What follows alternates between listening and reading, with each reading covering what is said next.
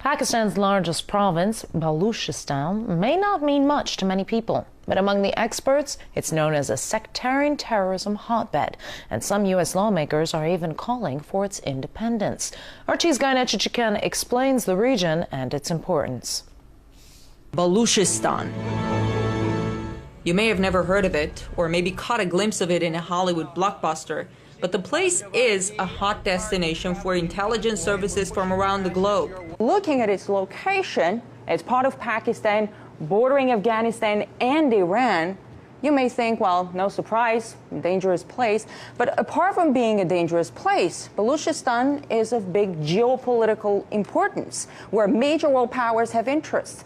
Baluchistan is sitting at the crossroads of oil and gas pipelines coming from Central Asia, Iran, and elsewhere.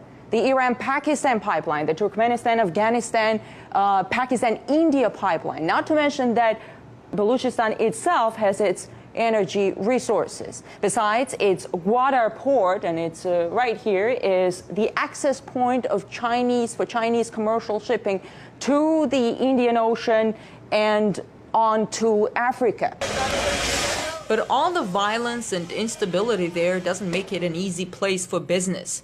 Investigative journalist Eric Draitser tells me some world powers might be interested in keeping it that way. First of all, we have various indigenous terrorist organizations that operate inside of Balochistan, the Baloch Liberation Army, Jundallah, the Baloch Republican Army, Lashkar-e-Taiba, just to name a few. Jundallah is an organization that for decades has been focused on destabilization of Iran. Now, the confluence of these various terrorist organizations, of course, is not coincidental. This has a direct relation to the interests of the United States and the Western powers vis-a-vis blocking the Chinese, destabilizing Pakistan, and part of waging their covert war against Iran in hopes of not just encircling that country, but to collapse it from outside. The U.S. government denies having any connection with Jundallah and Baluch terrorist organizations.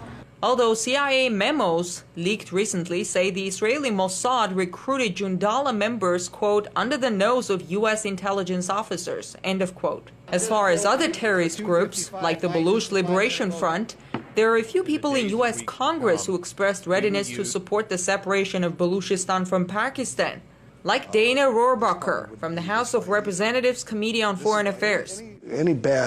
Anything that's coming up right now that the Pakistanis don't like about our attitude is being caused by actions taken by their government. As far as who could benefit from instability in Baluchistan, most experts say it's extremists of all kinds.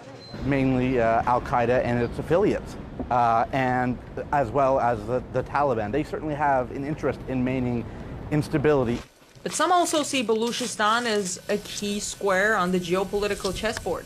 The United States knows they cannot compete with China economically or industrially, so they have to stunt China's development through these various subversive tactics. They're willing to engage with various terrorist networks that they've had for many, many years, if not decades, in order to try to make the Chinese stall in their economic development. So according to you, pipe wars are real, and creating instability is one of the instruments to gain advantage. But wouldn't it backfire? The terror, violence, instability? Could it backfire in terms of terrorist reciprocation against the United States? This is entirely possible, but that didn't prevent the United States in the late 1970s from financing and supporting the Mujahideen against the Soviets. Allegations that some global powers may be stoking violence in a place like Baluchistan for their geopolitical interests are quite disturbing and raises the question whether pipeline wars are a reality. In Washington, I'm Chichikan.